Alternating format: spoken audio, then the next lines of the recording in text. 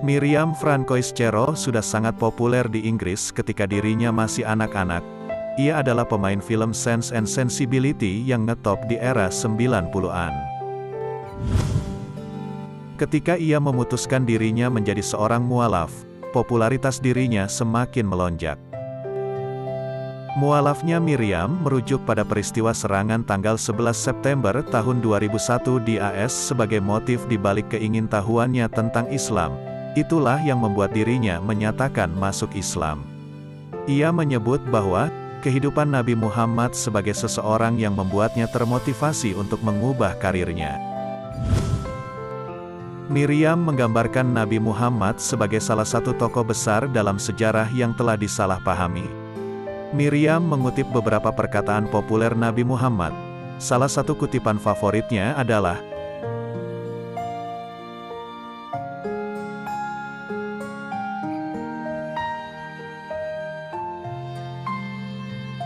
awalnya, sarjana filsafat lulusan Universitas Cambridge ini membuka Al-Quran dengan perasaan marah. Bahkan ia sampai berdiskusi soal Tuhan dengan teman kuliahnya yang Muslim. Sang teman kala itu menggunakan dalil ketuhanan sesuai apa yang disebutkan dalam konsep Islam.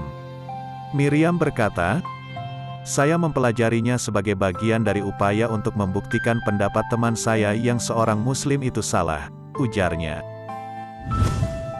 Kemudian ia mulai membaca dengan pikiran yang lebih terbuka. Kala itu ia tercengang ketika membaca surat Al-Fatihah. Miriam berkata, "Dalam Islam, seluruh tindakan manusia dia sendiri yang akan menanggung konsekuensinya.